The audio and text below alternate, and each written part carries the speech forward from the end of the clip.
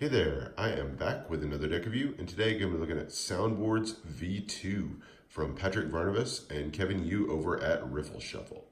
This deck is a celebration of vintage audio, and most prominently, specifically from the Tuck case, the cassette player that was popular like in the 80s and into the 90s.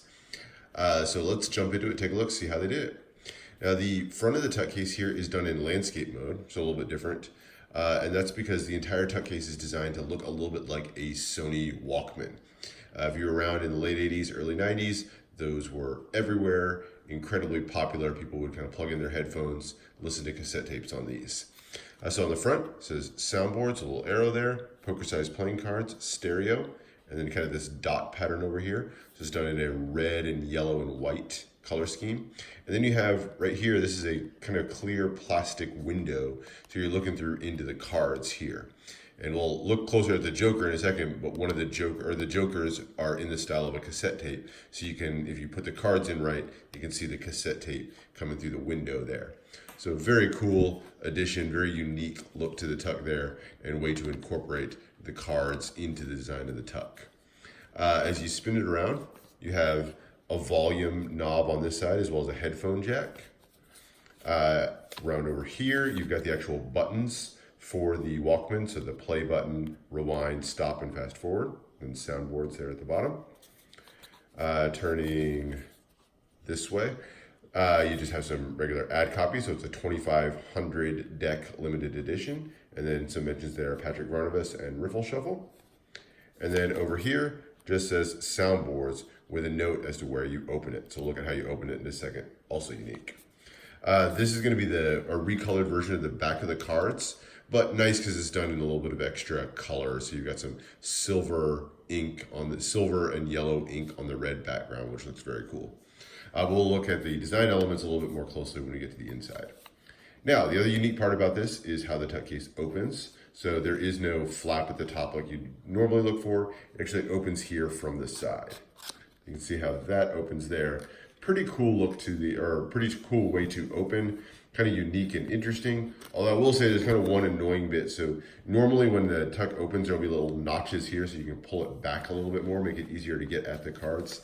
It's kind of hard to get to the cards in this. It's a little fidgety in there, but not too bad.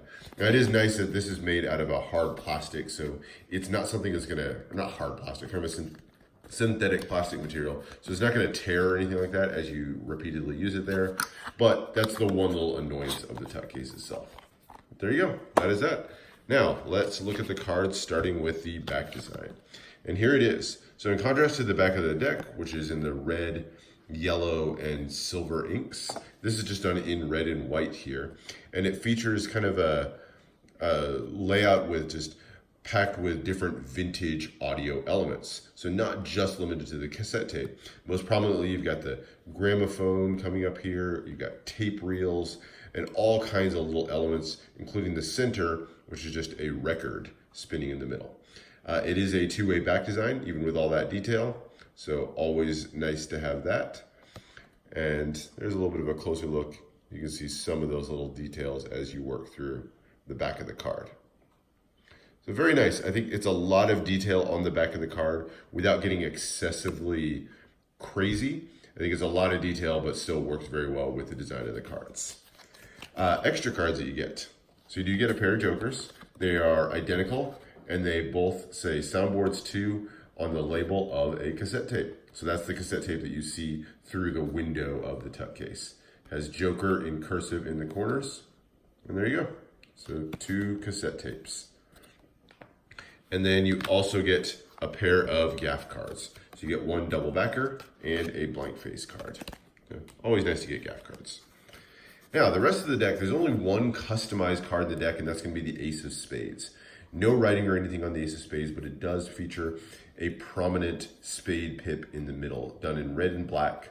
And then it just incorporates bits of music in it. So you have the large treble clef forming the sides, you've got a bass clef, and then kind of the eighth notes here, the music notes in the middle, all blended together to form this spade pip, and then an upside down spade pip there in the middle. So nice design, celebrating music very clearly with the Ace of Spades. The rest of the deck is going to be USPCC standard. So everything that you're used to seeing, same spade pips, same court cards, not even recolored or anything, so just red, blue, and yellow. I wish they'd done a little bit more with customization. I think there's an opportunity to do a little bit more in here, although those standard courts do kind of keep this a really nice and functional deck as well. So can't complain too much about those. I just kind of usually go for a little bit more custom courts. So there you go. That is that. Now, these are printed by the USPCC, so they're going to handle exactly like you've come to expect. They're going to fan beautifully. They're going to cuts, everything are going to handle really nicely.